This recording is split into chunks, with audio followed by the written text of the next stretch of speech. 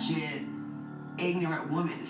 He married a beautiful, classy, educated, woke woman who happens to have a parent of color. And if that's an issue for you instead of someone's character, then the royal family. It's all very complicated. On one level, Meghan's background represented a change to the royals that would catapult them into the 21st century. The idea that a beautiful, young, talented, biracial woman was marrying into the royal family was actually something that the British people celebrated, because Meghan represented something new. Everyone loved it. Every front page of every paper, day in, day out. This is fantastic. But there's definitely evidence Meghan was treated differently. Examples abound.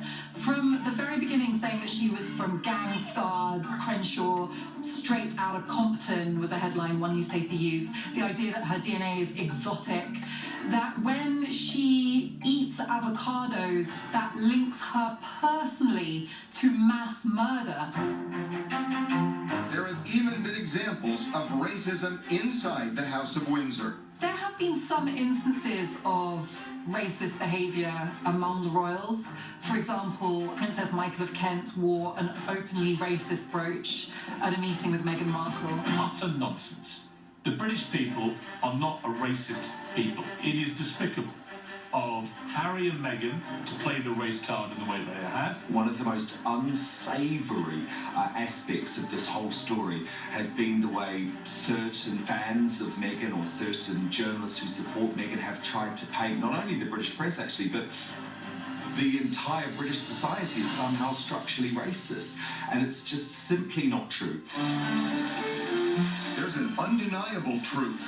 Meghan's virtues were minimized, her flaws maximized. But there's another sticking point that doesn't involve race. I don't think racism has anything to do with it. If it's anything at all, if there is an ism there, I think it would be sexism. Dr. Phil has a point, because Meghan is a woman with drive and a very strong point of view.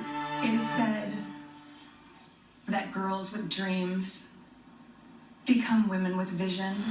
This is interesting. Before she met Harry, Meghan talked to Larry King about bucking tradition. It takes a lot of courage for anyone to be able to fight against what has been customary and say, even if we've been doing this for a long time, doesn't necessarily mean it's the right thing that we should be doing. And during the trip to Africa, she made it clear she is a strong, unapologetic feminist. I want you to know that for me, I am here with you as a mother, as a wife, as a woman of color, and as your sister.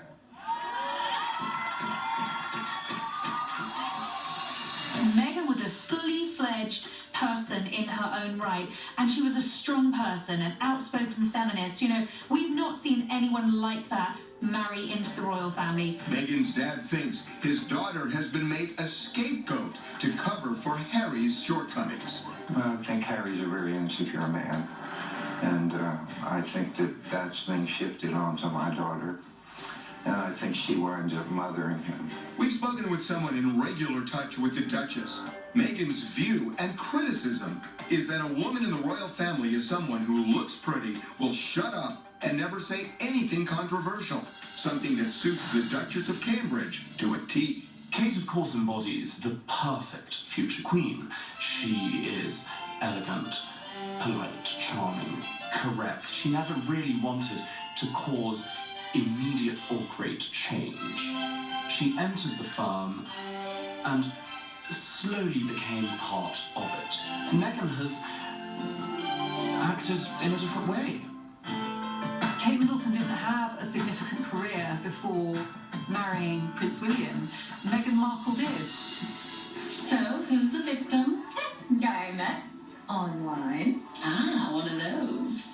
Don't judge. We're young. I'm having fun. And I cannot understand why the British media have always seen it as a negative thing, that she is somebody who doesn't come from privilege, actually, has worked really hard. Meghan wants to change the world, you know, she wants to be like Michelle Obama. or Hillary Clinton or Oprah Winfrey. And I think she soon realised that life in the royal family is quite limiting. It's not sustainable in 2020 to say to a woman, as a wife, you should shut up and do what your husband tells you, or you should always take a back seat behind him. You should only support causes that seem harmless and unthreatening. That's not how women live now. And the way Meghan and Harry live now is thousands of miles from his family.